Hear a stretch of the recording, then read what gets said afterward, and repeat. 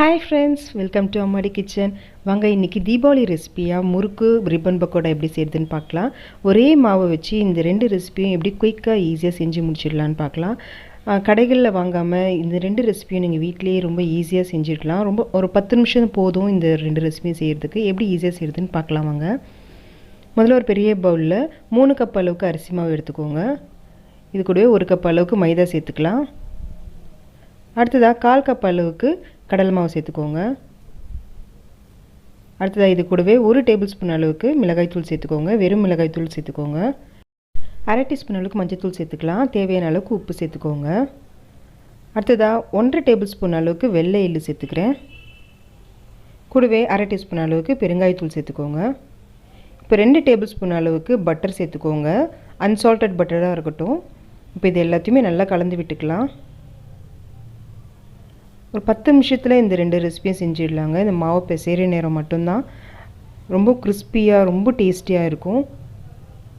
இப்போ இது நல்லா கலந்து விட்டாச்சு. இப்போ இதில் தேவையான அளவுக்கு தண்ணியை சேர்த்து நல்லா சப்பாத்தி மாவு பதத்தில் பிசைஞ்சு எடுத்துக்கலாம். அதிகமாக தண்ணியை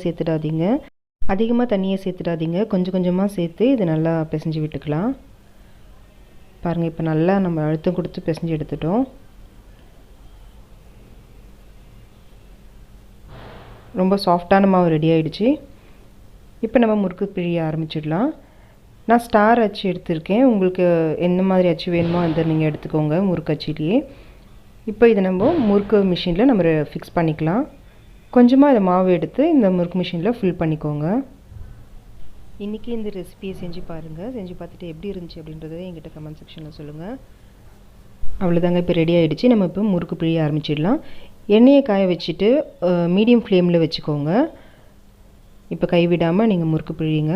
இது நீங்கள் டைரெக்டாக எண்ணெயிலையும் பிழிஞ்சிக்கலாம். இல்லைன்னா ஒரு கரண்டியில் எண்ணெயை தடவிட்டு அதில் பிழிஞ்சு விட்டும் நீங்கள் எண்ணெயில் சேர்த்துக்கோங்க. நான் டைரெக்டாகவே முறுக்கு பிழிகிறேன். நான் பெரிய சைஸ் முறுக்காக பிழிஞ்சிருக்கேங்க. உங்களுக்கு எந்த சைஸில் வேணுமோ அந்த சைஸில் நீங்கள் பிழிஞ்சிக்கோங்க. இப்போ இது மீடியம் ஃப்ளேம்லேயே வச்சு நல்லா பொரிச்சு எடுத்துக்கலாம். கருக விட்டுறாதீங்க. கொதி அடங்கின பிறகு நீங்கள் இதை திருப்பி போட்டுக்கலாம். இப்போ திருப்பி போட்ட பிறகு ஒரு 2 நிமிஷம் வெந்தால் போதும். பாருங்கள், இப்போது சூப்பராக வெந்து வந்துடுச்சு. நல்ல கிறிஸ்பியான முறுக்கு ரெடி ஆகிடுச்சு. இதே போல் நம்ம மற்ற மாவுகளையும் முறுக்கு பிழிஞ்சு எடுத்துக்கலாம். அவ்வளோதாங்க, ரொம்ப அருமையான முறுக்கு ரெடி ஆகிடுச்சு. ரொம்ப டேஸ்டி, ரொம்ப கிறிஸ்பியாக இருக்கும். ஒரு வாரம் ஆனாலும் உங்களுக்கு இந்த கிறிஸ்பினஸ் குறையாது. அவ்வளோ டேஸ்டியாக இருக்கும். கண்டிப்பாக அதை ட்ரை பண்ணி பாருங்கள். இப்போ இதை நான் உடச்சி காட்டுறேன் பாருங்கள், எந்த அளவுக்கு சாஃப்டாக இருக்குன்னு, எவ்வளோ கிறிஸ்பியாக இருக்குன்னு உங்களுக்கு தெரியும். இப்போ அதே மாவை வச்சு நம்ம ரிப்பன் பக்கோடா செய்யலாம். இப்போ ரிப்பன் பக்கோடாவோடைய அச்சு எடுத்து இதை கூட மிஷின் கூட சேர்த்துக்கோங்க. மாவையும் ஃபில் பண்ணிக்கோங்க. இப்போ எண்ணெயை காய வச்சுட்டு மீடியம் ஃப்ளேமில் வச்சுக்கலாம். இப்போ டைரெக்டாகவே நீங்கள் இதை எண்ணெயிலே புழிஞ்சு விட்டுடலாம்.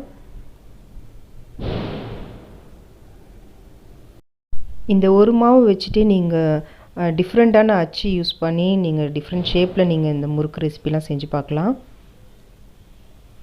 இப்போ இது மீடியம் ஃப்ளேமில் வச்சு ஒரு 2லேருந்து 3 நிமிஷத்துக்கு நல்லா வேக வச்சுக்கோங்க. இப்போ இதை திருப்பி போட்டுக்கலாம். மறுபடியும் 2லேருந்து 3 நிமிஷம் வரைக்கும் வெந்து வந்தால் போதும். நல்லா கிறிஸ்பியாக இது மாதிரி வரும். எண்ணெய் கொதிக்கிறது அடங்கி போயிடுச்சு பாருங்கள், அப்படின்னா வெந்து வந்துருச்சுன்னு அர்த்தம். இப்போ இது நல்லா ஃபில்ட்ரு பண்ணி எடுத்துக்கலாம்.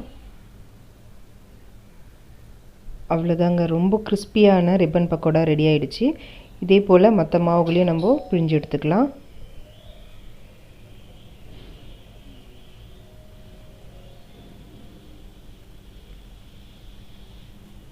இன்றைக்கி இந்த ரெசிபியை நீங்கள் தீபாவளிக்கு செஞ்சு பார்த்துட்டு எப்படி இருந்துச்சுன்னு எனக்கு சொல்லுங்கள். ரொம்ப பர்ஃபெக்டாக வரும். கண்டிப்பாக இதை ட்ரை பண்ணுங்கள்.